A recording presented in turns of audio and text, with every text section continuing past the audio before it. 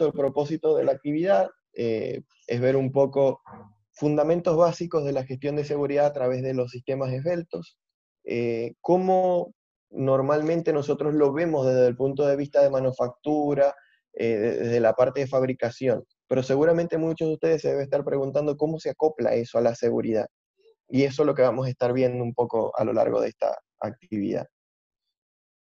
Los objetivos de esta experiencia de aprendizaje que vamos a estar teniendo durante esta tarde es, uno, conocer los principios básicos de los sistemas Lean, entender un poco el proceso de estandarización, conocer cómo acoplar los objetivos de la compañía con la seguridad, para así llamarnos, digamos, y o ir a un destino que se llama producción segura, que es muy importante eso, proveer de estrategias para indicadores claves de desempeño en seguridad y finalmente explorar cómo gestionar los indicadores de seguridad de acuerdo a la situación de la compañía. Cada compañía tiene particularidades, algunas son muy grandes, otras son más chicas, quizás algunos podrán pensar que este tipo de metodología, que este tipo de filosofía, como lo decía hace un rato, pudiese no ser aplicable a una empresa chica porque tendrá menos recursos, y les digo que realmente no es así. Puede ser aplicable inclusive hasta la vida diaria. Esta diapositiva que ven acá, de fundamento de los sistemas Lean o sistemas esbeltos, básicamente tiene como concepto eh, lo que es el principio fundamental del sistema Lean. Está basado en dos pilares fundamentales, uno que se llama Just in Time, seguramente alguno ya lo debe haber escuchado en algún lugar, y el otro que se llama Jidoka. Esos dos pilares fundamentales tienen como base lo que es la estandarización, lo que son las 5 S y las 5 T. Las 5 T, hace un rato hablaba un poco con Audi, pero tiene que ver mucho con el método en cómo se aplican las 5 S. Y las 5 S, si bien a lo largo de muchísimo tiempo nos han dado muchísima bibliografía y muchas empresas las han implementado, eh, lo que he visto en las experiencias que he visto es que se implementa como un método, y más allá de un método es una filosofía de trabajo. Es simplemente, como su nombre lo dice, son 5 S. Son 5 pasos o 5 características fundamentales que debe tener la mente, que debe tener la persona en sí, para poder desempeñar el trabajo de una forma ordenada, saludable y segura. Por el contrario, las 5 Ts, en japonés se llaman Go-Tei, Go de 5 en japonés, y lo que buscan estas 5 es tratar de marcar cómo yo puedo implementar, cómo puedo ver en la vida diaria las 5 S. Una de ellas es a través de la identificación de los lugares, de dónde deben ir las cosas. Esa identificación es muy importante. ¿Qué rutas utilizo para poder transportar esos objetos? ¿O qué rutas debo utilizar cuando planifico alguna actividad? Y aquí ya lo voy mezclando un poco con lo que son las actividades de la vida diaria. Después está lo otro, que es qué tanto o qué tan poco puedo tener de eso que estoy organizando o que estoy teniendo en algún lugar. Y finalmente, cada cuánto tiempo, con qué frecuencia yo debo revisar o renovar esas actividades o esos objetos que yo voy teniendo. Entonces, de eso básicamente se trata esto. En el caso del just in time, como lo vemos acá, justo a tiempo en castellano, básicamente busca tres conceptos fundamentales. Esos tres conceptos fundamentales son que las cosas estén en las cantidades necesarias, en el momento necesario y exactamente en el lugar que se requiere. Y este just in time tiene algunos elementos desde el punto de vista de manufactura, y que me gustaría aprovechar esta oportunidad para explicarlo desde otra perspectiva también, desde el punto de vista de persona, digamos. El pull system, que es el flujo pieza a pieza en tema de manufactura, lo que busca decir es que se tengan lo que se necesita, digamos, que al puesto de trabajo, cuando se va a manufacturar algo, se pueda tener lo que se necesita. Cuando esto lo llevamos a la actividad diaria o a la actividad propia administrativa nuestra, es simplemente no hacer cosas de más cuando no te las han pedido. Y quizá alguno se debe estar riendo, pero es básicamente esto, es bastante simple y es buscando no evitar congestionar la comunicación o el flujo de información cuando estamos desarrollando alguna actividad. A nivel de producción balanceada, Heijunka, en japonés, lo que busca es que las cosas o las actividades se entreguen de acuerdo a cómo se te piden. En el caso de la manufactura, esto lo que busca es que si alguien pidió, en el caso de una empresa que manufacture productos de plástico, si alguien pidió una taza plástica roja el día de hoy, esa es la primera que debe estar producida y debe ser entregada en primer lugar. Y así sucesivamente en la forma en la que se vienen ordenando los diferentes materiales que, que van solicitando. En el caso de la actividad diaria, como lo decía ahora, es básicamente establecer listas de prioridad en lo que hacemos. Muchas de las personas de repente habrán escuchado en algún momento hablar sobre la matriz de la urgencia y la necesidad, y es justamente eso. Lo que busca es ordenar un poco y que en la actividad en nuestra mente pueda estar establecidas las prioridades, qué cosas son urgentes, qué cosas son importantes y cómo manejarlas en sí.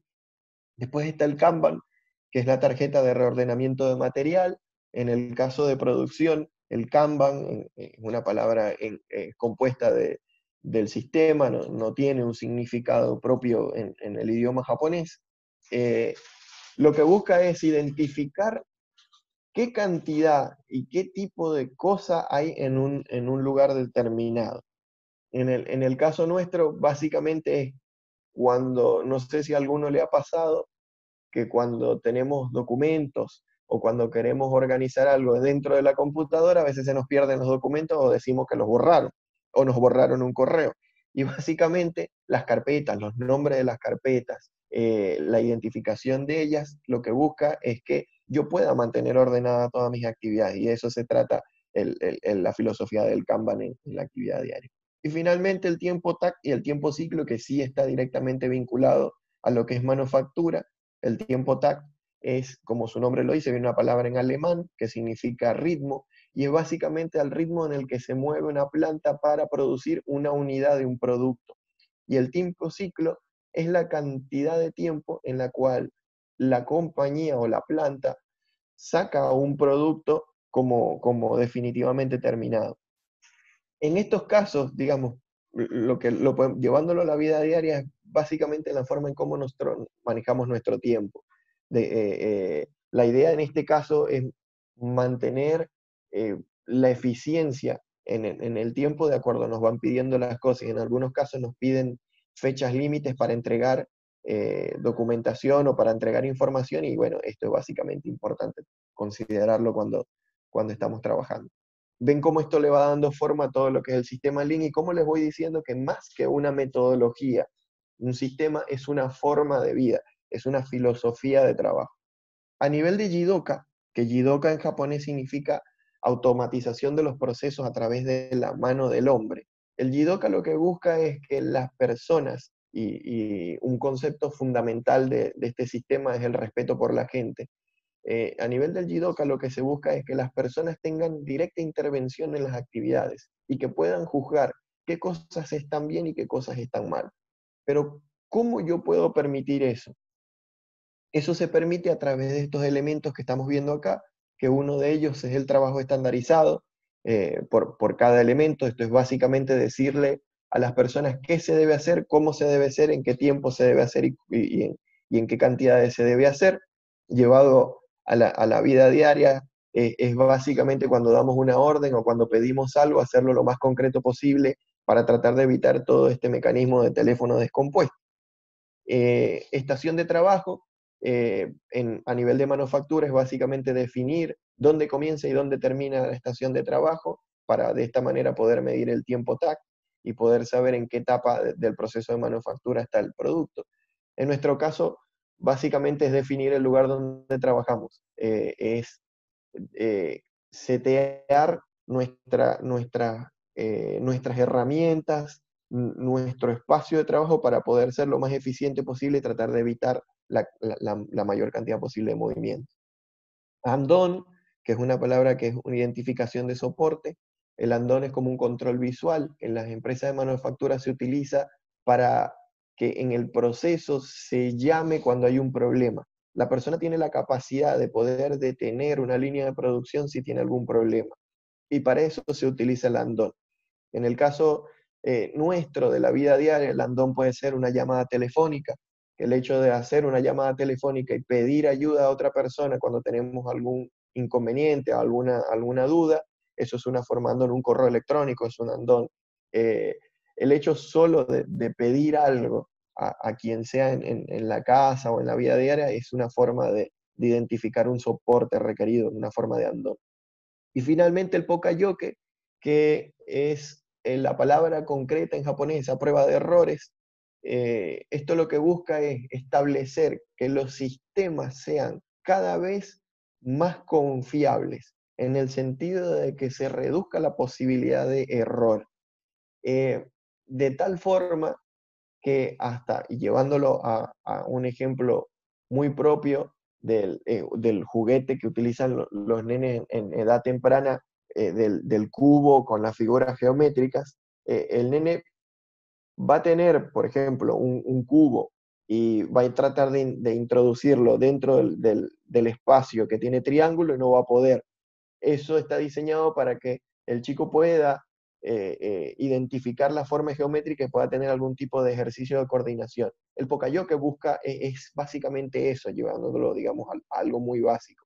Es que las cosas estén hechas de forma tal de que se puedan evitar la mayor cantidad posible de errores. Todo esto, todas estas actividades que les vengo mencionando, son todas mejorables a nivel de la vida diaria. Y es una utopía decir de que existe alguna empresa o alguna persona o algún sistema que sea 100% lean. Esto es imposible porque esto está diseñado de forma tal de que nunca se pueda alcanzar la efectividad completa. Y eso es lo que vemos acá en el centro con el Kaizen, que es mejoramiento continuo, y lo que busca es eso justamente, de que cada uno de estos elementos siempre busquen de alguna forma estarse revisando y que haya puede ser algún elemento positivo o algún elemento negativo que requiera alguna revisión y alguna mejora, porque no solamente se corrige lo negativo, sino que también se mejora lo positivo. Otra de las cosas importantes en la base de esto, de la estandarización, es el control visual. Es muy importante, si vieron a lo largo de todo lo que estuvimos viendo, casi todo está directamente relacionado con la visualización de algo, con la necesidad de administrar visualmente algo. Y esto es lo que justamente vamos a estar viendo con respecto a los indicadores. Una forma de control visual son los indicadores y es muy importante, ya lo vamos a ver más adelante, este tipo de controles visuales para la gestión en general y obviamente muy importante para el tema de seguridad. Al final del día, todas estas actividades que estamos viendo acá lo que buscan es la eliminación de las 3 M's. Las 3 M son Muri, Mura y Muda en japonés, que significa Muri es sobrecarga, es básicamente colocar mayor cantidad de carga de trabajo, de carga de peso, de carga sobre lo que ese receptor tiene permitido o tiene la capacidad de resistir. La mura es el desbalance y es básicamente, como su nombre lo dice, es no tener un equilibrio entre las actividades que podemos desarrollar y de repente le doy más importancia a lo urgente que a lo importante. Eso por poner un ejemplo. Y finalmente está la muda, que es el desperdicio. Acá no vamos a ondear mucho porque es muchísimo más profundo esto, pero si alguno en alguna oportunidad ha tenido contacto con lo que son los desperdicios, son 7 en particular, y esos 7 desperdicios, una persona que trabaja bajo sistemas esbeltos, que tiene la filosofía esbelta, tiene que conocerlos y practicarlos continuamente, los 7, para que constantemente pueda tener disparadores de mejora. De hecho, perdón, cada uno de ellos, al momento de identificarlo y poderlos entender bien, son disparadores de mejoras. Continuamos con los fundamentos de la estandarización. Básicamente, como les decía ahora, el control visual es muy importante y estos fundamentos se dividen en 4 etapas que son principales y son muy importantes. La primera es el estándar tal cual. El estándar tal cual no es más que la ejecución de una actividad tal y como se hace de forma natural, aunque no esté documentada. Es decir, eh, todos los días nosotros nos levantamos de la cama, vamos al baño y nos cepillamos los dientes. Y cada quien tiene un método o una forma de cepillarse los dientes. Y dependiendo de la persona, algunos se lo cepillan, otros no. Y dependiendo de otras personas, algunos lo hacen después de comer o antes de comer. Va a depender de la característica o el estándar que tenga esa persona. Sin embargo, eso no está escrito en ningún lado, pero casi todo el mundo lo hace de la misma forma a nivel general. Alguien toma un cepillo de dientes, le coloca crema dental y empieza a cepillar los diferentes lugares de la boca. Entonces eso es un estándar tal cual. Es una ejecución que se hace básicamente de la misma forma, continuamente, pero que no tiene una documentación, una identificación. Pero es importante ir al segundo paso, que es hacerlo visual.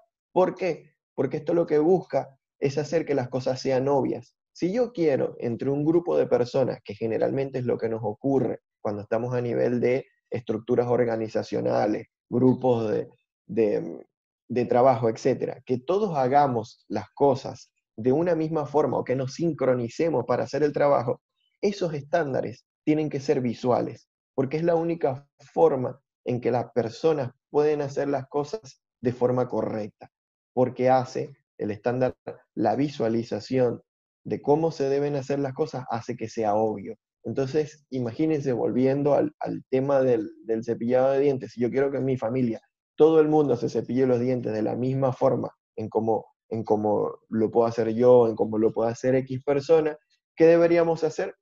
Hacer un estándar, colocar, bueno, primero me despierto, luego voy al baño, tomo el cepillo de dientes, le coloco la crema dental y ligeramente voy describiendo cada uno de los pasos que siguen adelante. ¿Con qué motivo hago yo que ese estándar sea visual?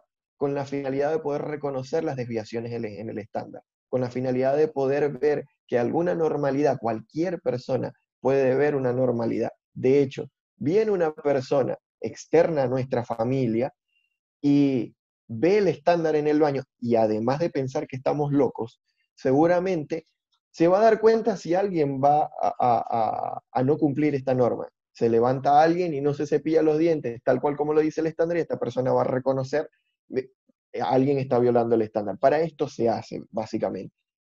¿Y con qué finalidad? Que es el último paso. La idea es mejorar el estándar cada vez hacerlo más poca-yoke, ¿ves? Hacerlo más seguro, más eficiente, con la menor cantidad de desperdicios posible.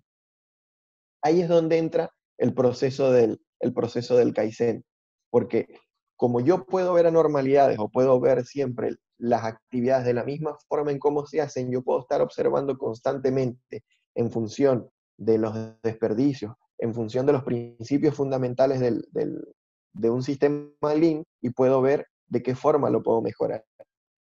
Y a esto me refería cuando les decía que los procesos de la estandarización son bastante sencillos y en muchos casos en la seguridad propiamente se cumplen. De hecho, cuando nosotros siempre, uno de los fundamentos principales de la seguridad, lo que se busca es justamente que las cosas, que los riesgos estén claros, y llevándolo, digamos, a lo que es una actividad propiamente, cualquiera puede hacer un análisis de riesgo de una forma visual, puede determinar dónde está un peligro, identificar ese peligro mentalmente, hacer el análisis de riesgo y valorarlo y obviamente hacer el análisis completamente. Pero ¿por qué hacemos el documento? Hacemos el documento justamente para hacer que ese análisis de riesgo sea un estándar visual, que cualquier persona pueda reconocer los riesgos a los que están sujetos una actividad determinada y que de alguna forma, al reconocer esas desviaciones, puede evitar estar en contacto con ese agente de riesgo o ese peligro. Al final del día, todo esto termina entregando a la persona la posibilidad de mejorar su condición de trabajo o de mejorar alguna condición de riesgo que nos permite, digamos, reducir la posibilidad de que ocurra un incidente. ven cómo ahora el sistema va generando y va teniendo enlace con un sistema Lean. Es básicamente esto, y como lo ven es bastante simple.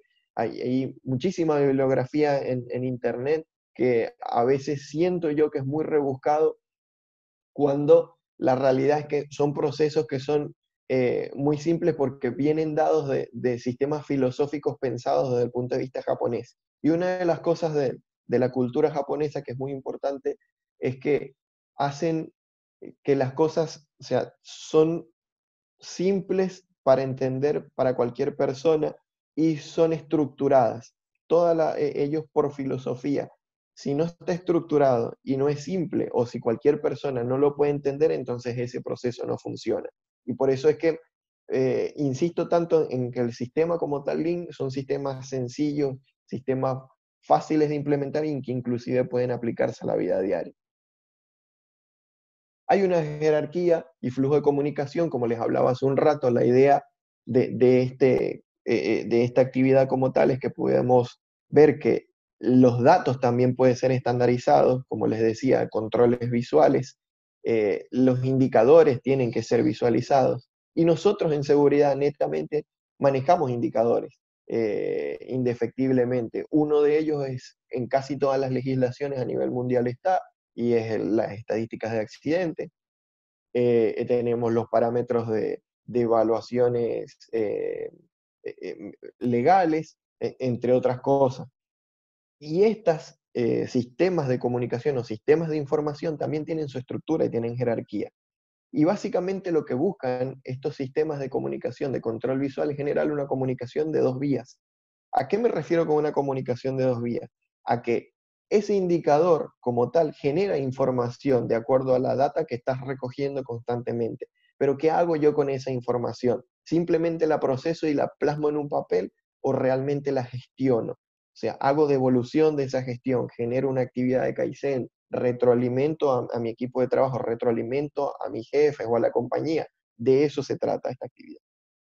Básicamente acá podemos ver que está dividido, esto digamos es un ejemplo, no es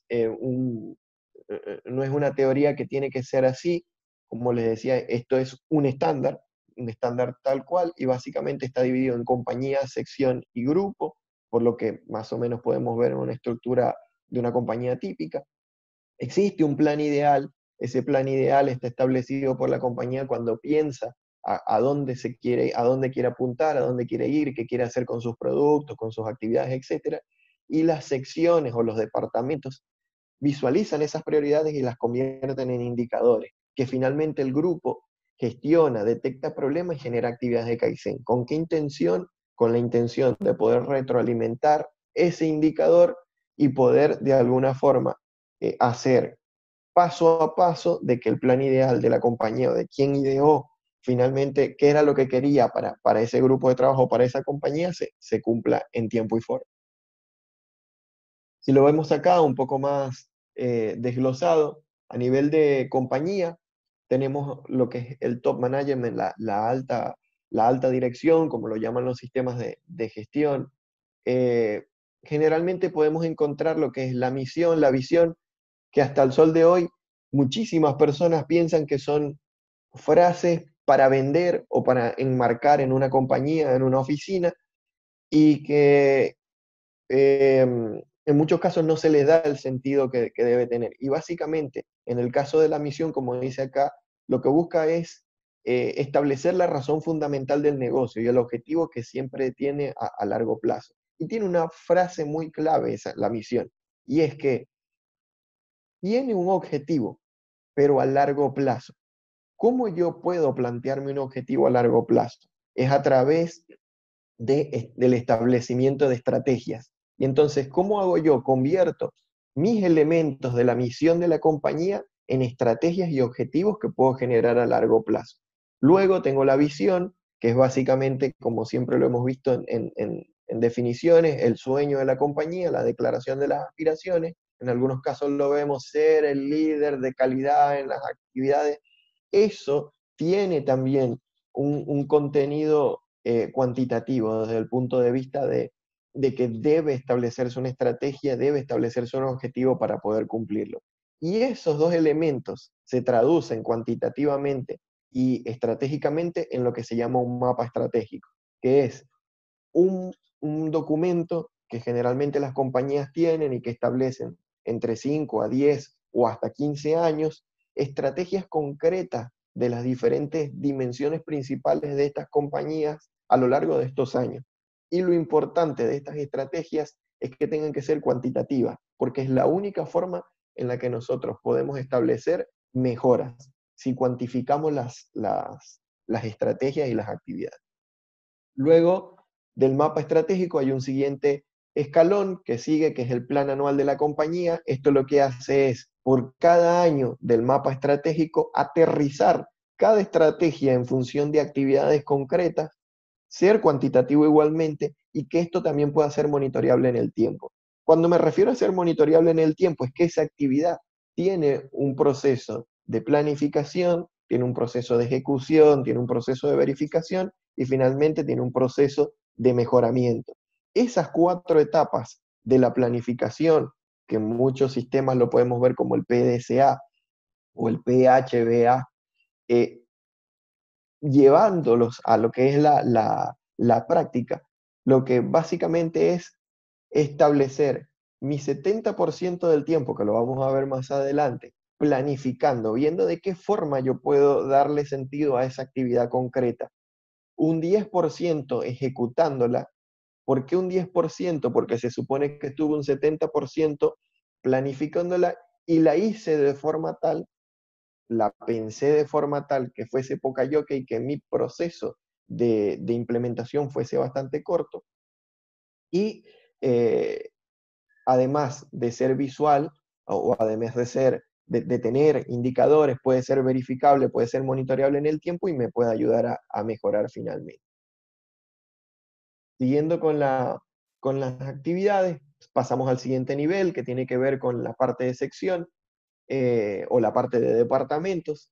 Lo que hace esta etapa de la jerarquía de la compañía es tomar ese plan anual de la compañía, esas actividades concretas que tiene a nivel general la compañía y establecerlas desde el punto de vista de ese departamento en el que yo estoy. Es decir, cómo yo participo dentro de ese plan anual de la compañía, de qué forma yo aporto actividades o acciones para cumplir con las actividades que tiene la compañía o las estrategias que tiene la compañía. Para este nivel es necesario mantener KPIs, que son indicadores claves de desempeño, por sus siglas en inglés, que es Key Performance Index, y sub-KPIs, que son básicamente un desglose del KPI, y lo vamos a ver ahora en unas diapositivas más adelante.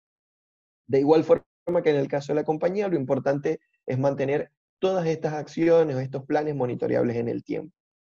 Y la particularidad que tiene este proceso es que debe establecer tableros de control de indicadores. Si yo les dijera que a nivel de compañías que establecen sistemas Lean, tienen carteleras físicas a lo largo de todas las líneas de producción y que a través de papeles mantienen actualizados todos los indicadores, quizás pensarían de que sería casi imposible poder gestionar desde el nivel de producción hasta el nivel de compañía, enlazar y gestionar esa comunicación. Les digo que es posible y de hecho, actualmente con los avances de la tecnología tenemos la posibilidad de poderlo hacer de manera más eficiente. Para los que de repente pueden saberlo o no, hay una herramienta que tiene Microsoft que se llama Power BI, que son básicamente dashboards que gestionan los datos, gestionan la comunicación de la forma en como nosotros queramos y lo hacen en forma, en tiempo real y lo hacen, digamos, de la forma en como nosotros queramos mostrarla. Y podemos hacer enlaces entre diferentes niveles o diferentes tablas, podemos, de la compañía para poder estos enlaces poderlos acoplar a los objetivos que pueda tener, digamos, cada elemento más chico de cada compañía. Yendo al final del nivel jerárquico, tenemos el grupo, el equipo, que son básicamente quienes se encargan de generar la operación y lo que hacen es hacer el seguimiento de esta operación en función de estos indicadores que les dio el departamento a través del monitoreo de KPI, sub-KPIs y procesos determinados. Este concepto de producción segura está establecido, y lo que quise fue traer como ejemplo a todo esto que vengo diciendo para aterrizar un poco la teoría, y es que fíjense que acá, en este primer escalón de esta escalera que podemos ver acá, vemos el mapa estratégico de la compañía. ¿Qué quiere una compañía normalmente cuando produce algo, o cuando hace algo, cuando presta un servicio? No tener defectos o quejas de un cliente y generar la mayor cantidad de eficiencia posible. En este caso puse un ejemplo de un 95% de eficiencia. Pero para poder tener eso, yo necesito trabajar con seguridad, obviamente, por razones obvias en las cuales cada accidente, cada incidente me genera una pérdida en la eficiencia de la compañía, porque es una persona que no está en ese puesto de trabajo, que tiene un nivel de habilidad alto para hacer la actividad que realiza, que no me garantiza la calidad en ese proceso, y que de alguna forma yo tengo que tener un pool de personas entrenadas para poderlo sustituir. Pero obviamente no podemos hablar de la gente como si fueran objetos. Entonces, por eso y por el respeto a la gente, uno de los elementos esenciales de poder contar con este mapa estratégico es poder tener la seguridad. Y ahí es donde entramos con el concepto de producción segura. Luego, la calidad del producto, obviamente, de acuerdo a las especificaciones, o a la calidad del servicio, de acuerdo a lo que se establece como estándar, la productividad a nivel en general, los costos, obviamente, y a nivel de recursos humanos, el desarrollo que puede tener la persona a nivel de la actividad que desempeña. En la medida que yo genero un mayor nivel de habilidad en esa persona obviamente va a ser mucho más productivo, va a generar mejor calidad y obviamente mayores índices o mejores índices de seguridad, para decirlo de esta forma. Otro punto importante es que a nivel de recursos humanos, no solamente a nivel de desarrollo humano, no solamente la educación formal pasa a ser parte del desarrollo de la habilidad. Otra de las características que tiene el sistema Lean es que el aprendizaje es continuo y es en el sitio de trabajo. Obviamente sin dejar de lado la educación formal, está presente, pero la que más cobra, digamos, la que más cobra vida, la que más cobra importancia es la de la experiencia, la que está continuamente buscándose en la medida que estoy haciendo el mejoramiento o el Kaizen. Ese mapa estratégico se traduce en un plan anual de la compañía, en el cual, como les dije, para este año, esta compañía que se estableció cero defectos y 95% de eficiencia, esta compañía este año requiere cero accidentes y cero enfermedades ocupacionales. Quizás para alguna compañía altamente productiva, el cero accidentes es bastante utópico y puede llegarlo a ser, eh, pero justamente como lo es el sistema de producción o como lo es el sistema Lean propiamente, también es utópico. Realmente siempre hay que estar en la búsqueda de este número y es incansable el, el, el, la posibilidad de mejoras. Este plan anual de la compañía finalmente llega a la gestión de seguridad o al departamento de seguridad. ¿De qué forma? Con un KPI, que serían los accidentes. Normalmente los encontramos desde el punto de vista legal como accidentes con pérdida de días o accidentes discapacitantes y no discapacitantes, severidad, entre otros. Esos son indicadores principales. ¿Por qué son indicadores principales? Porque son indicadores que directamente, en caso tal de poder tener, digamos, algún efecto positivo o negativo, impacta directamente en el mapa estratégico de la compañía. Es decir, si yo tengo un accidente en este KPI, yo impacto directamente en el plan anual de la compañía que me había establecido como cero accidentes. Y obviamente voy a impactar en uno de los elementos de seguridad que me garantiza el 95% de eficiencia. En el caso del sub-KPI, un ejemplo de este pueden ser los incidentes, los primeros auxilios, o los incidentes que puedan ocurrir por cada sector o por cada departamento de la compañía.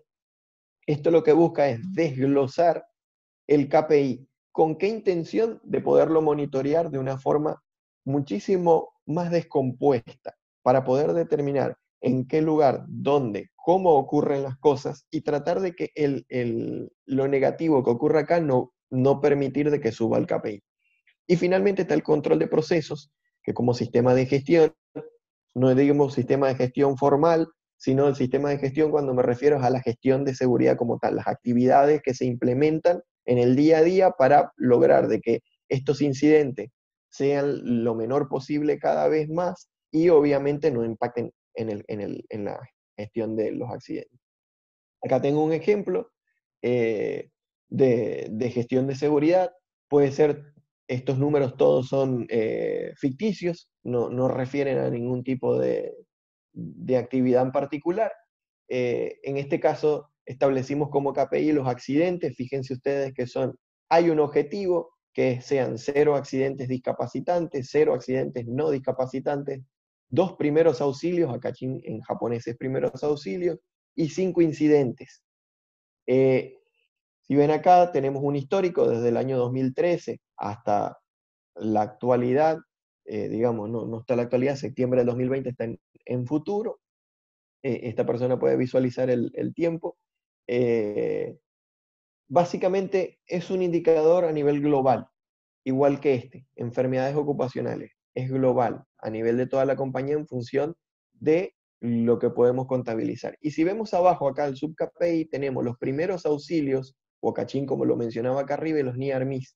Y ven cómo esto a lo largo del tiempo, en números, se mueve más que pero es porque las actividades o la gestión, donde más está digamos, la operatividad o la cantidad de incidentes menores es acá. Entonces es acá donde debemos gestionar. Finalmente tenemos el nivel de actividad, donde tenemos las principales actividades que se realizan para tratar de evitar que se filtren o que puedan llegar a ocurrir estos incidentes. Puse un ejemplo acá como las inspecciones de equipos de protección personal, si las personas lo están usando o no lo están usando. Fíjense que cosas tan básicas como esas se deben monitorear para saber si se están usando, en qué medida se están usando, qué tipo de equipo no se está usando, con qué intención gestionar si es necesario algún tipo de cambio de equipo por un tema de calidad, por un tema de incomodidad por parte de los trabajadores, o inclusive llegando más allá por un tema de costo.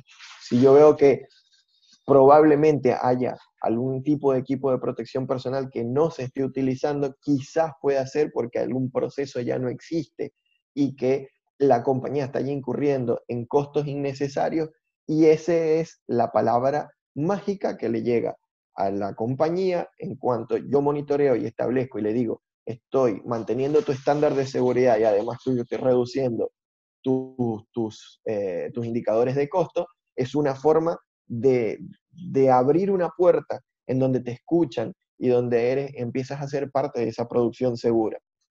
Tenemos las inspecciones de seguridad, esto puede estar referido a cantidades a cantidad de inspecciones que se realizan o a cantidad de desviaciones que se hallan a raíz de esas inspecciones, los análisis de riesgo igualmente, y finalmente entrenamientos de seguridad. Hay infinidad de actividades y de hecho los sistemas de gestión básicamente son más que puramente documentos y puramente información que se debe completar para poder lograr una certificación. Los sistemas de gestión dentro de sí tienen un pool grandísimo de actividades o de ideas que podemos utilizar para poder establecer indicadores de gestión a nivel de actividad y evitar que los incidentes menores pasen a ser incidentes mayores o fatalidades.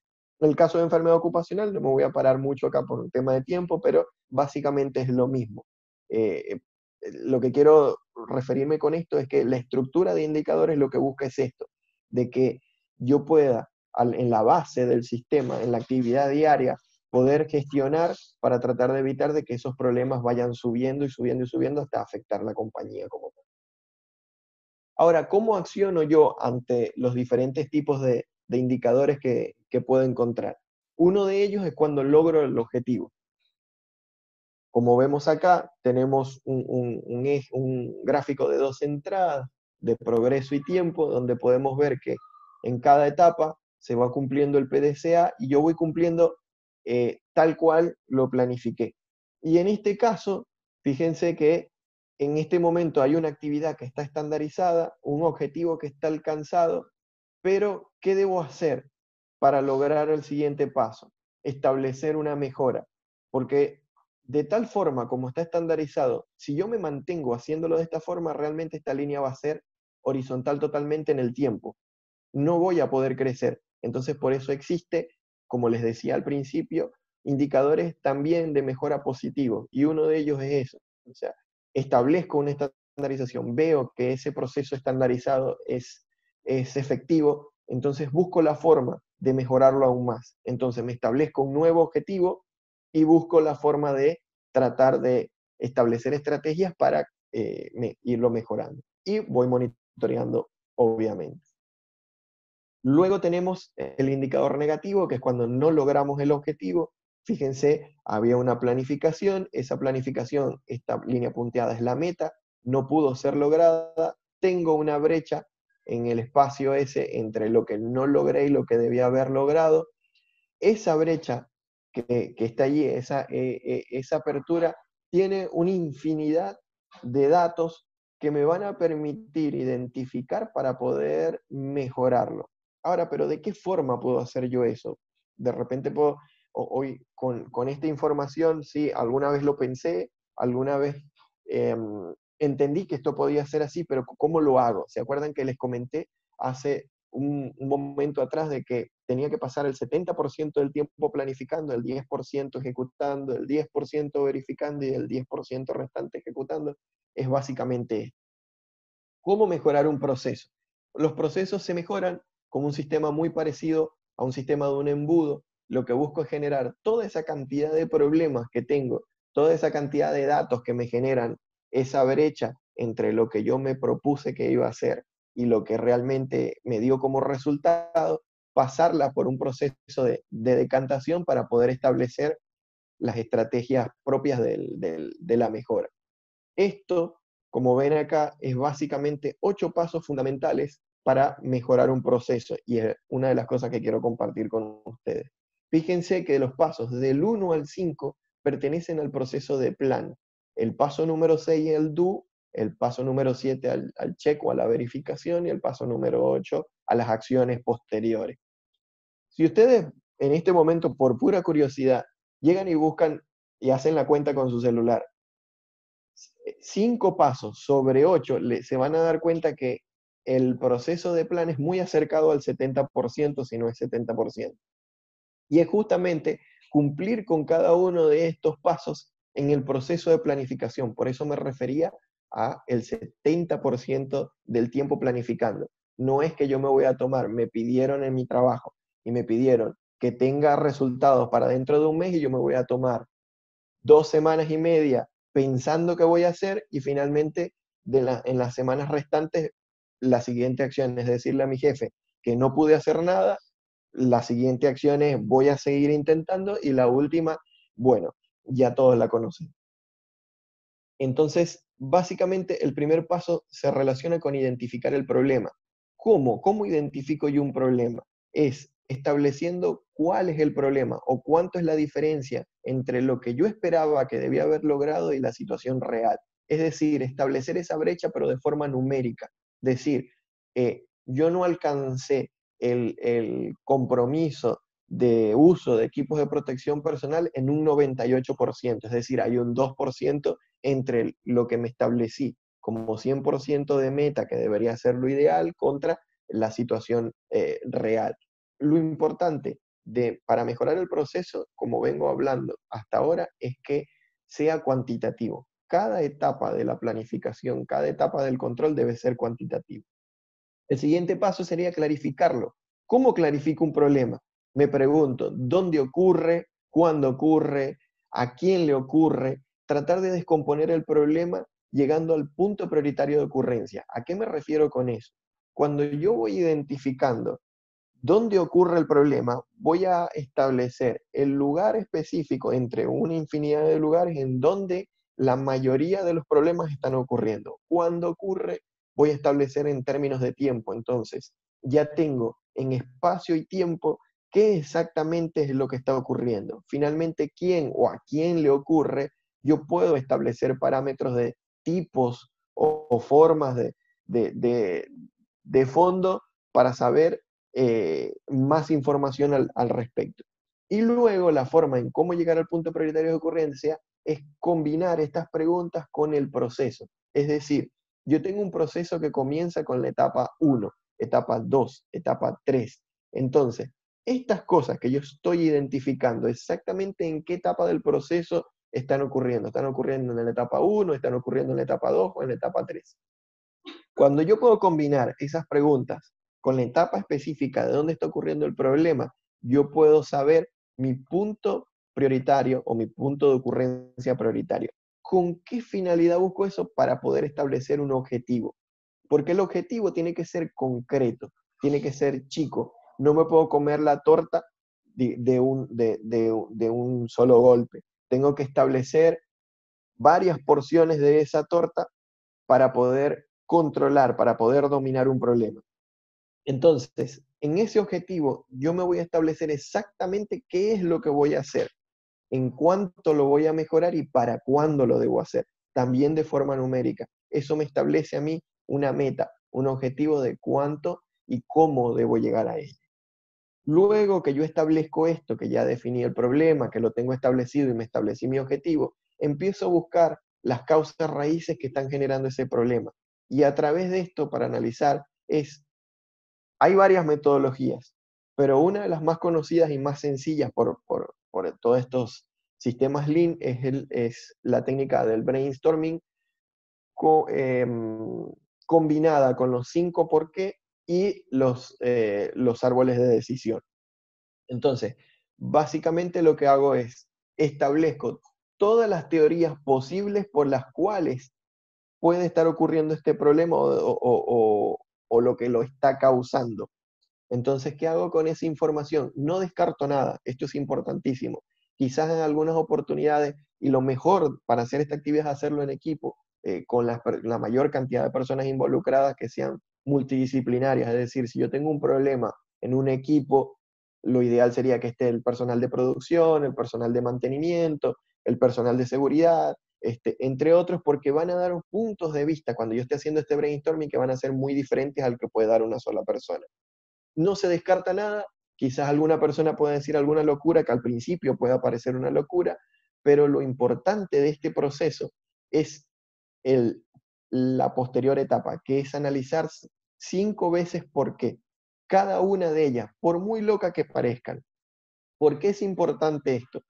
Porque el por qué no solo se pregunta en la mente, el por qué es ir directamente al lugar y confirmar con tus propios ojos exactamente qué es lo que está pasando y por qué está ocurriendo. A esto en japonés se le llama Genchi Genbutsu, ir a la fuente, ir hasta el lugar donde está la información, ir hasta el lugar donde ocurren los hechos y analizar, tratar de descartar todas esas teorías que yo me establecí, pero directamente evidenciándolas en el lugar o con los documentos en la mano. Con esto yo puedo llegar a conseguir, una vez me pregunto 5 porqués, pueden ser más de 5, pueden ser más de 5, pueden ser menos de 5, pueden ser menos de 5 también. ¿Qué es lo importante en la teoría de los 5 porqués?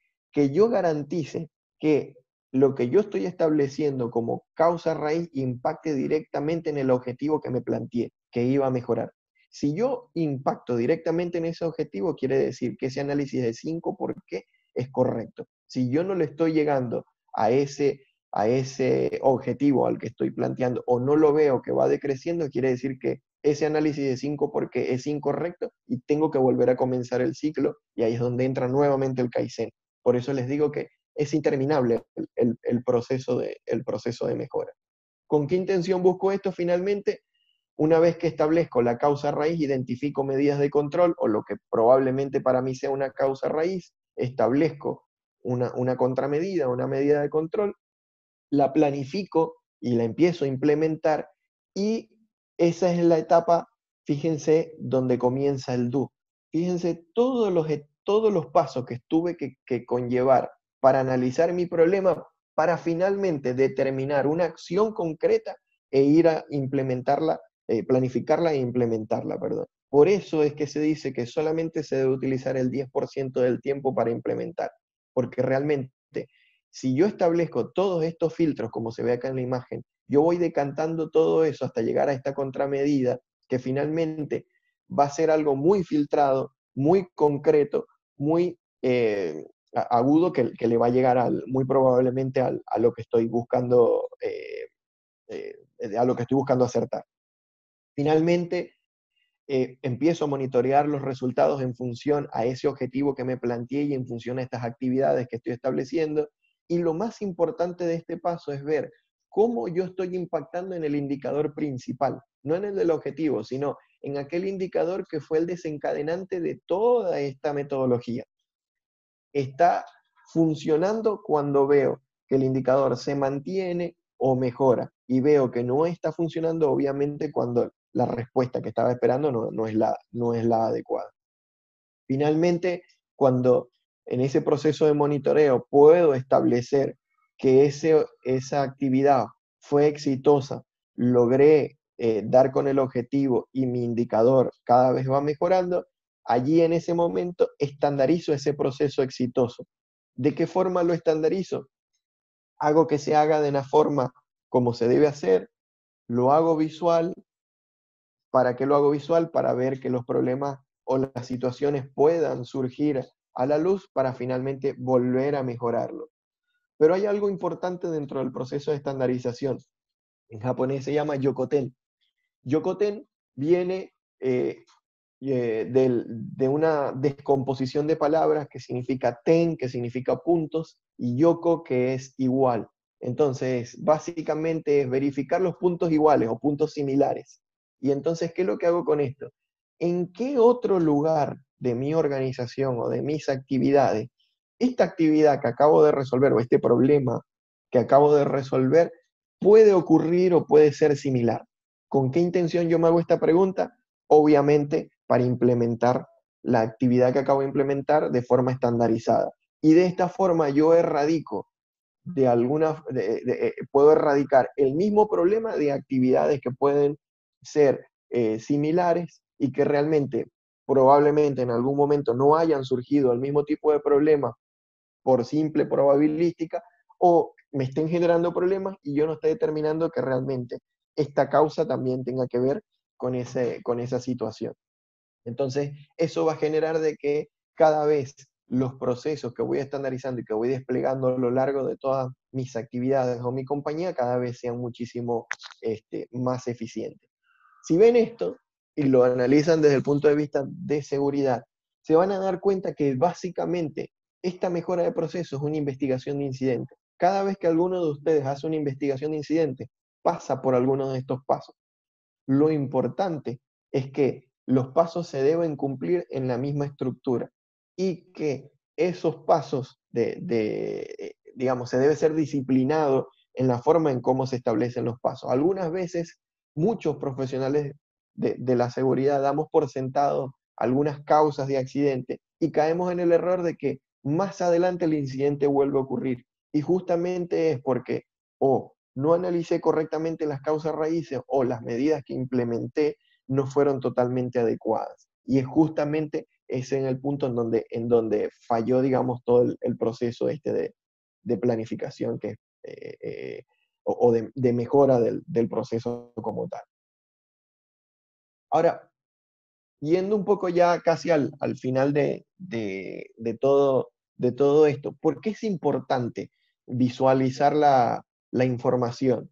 Primero, como lo dice acá, porque aumenta la eficiencia y la eficacia de nuestros procesos, lo hemos podido ver. Fíjense en la foto, esto que está acá no es propio de Toyota, pero sí es de alguna compañía que ha implementado un sistema Lean, y fíjense que son tableros de control con papeles que básicamente se gestionan a mano. Esto es, digamos, al estilo de la romana antigua. Hoy día hay sistemas como esto, como les decía, el Power BI, que puede generar este mismo esquema, pero en una computadora, en una pantalla, en un televisor que pueda tener en alguna pared establecida. Otro punto importante de por qué es importante la visualización de la información es hacer los pasos del proceso más visible. Como decíamos al principio, cuando yo tengo claro mis indicadores, cuando tengo claro mis planes de trabajo, cualquier miembro del equipo, cualquier persona que trabaje conmigo puede tener claro de qué forma vamos a hacer las cosas y esta actividad se va a hacer muchísimo más eficiente. Luego, la facilidad de recordar y mantenerlo presente, porque siempre está ahí a la mano, a más de uno, inclusive dentro de los procesos de trabajo, a cualquiera le pasa que se le pierde o se le traspapela algo, y es básicamente por eso. Y finalmente, todos manejan la misma información, que es un punto importante. La información es poder, ciertamente, pero también, además de ser poder la información, en la medida que todo el mundo maneja la información y tiene la misma forma de pensamiento o el mismo análisis, el mismo direccionamiento que podemos tener, todos empujan hacia un mismo lado y ciertamente los objetivos se pueden cumplir. Por favor, suscríbete a nuestro canal de YouTube, dale like al video y no olvides activar esa campanita para que te mantengas al tanto de lo que ocurre dentro del maravilloso mundo de la prevención de riesgos.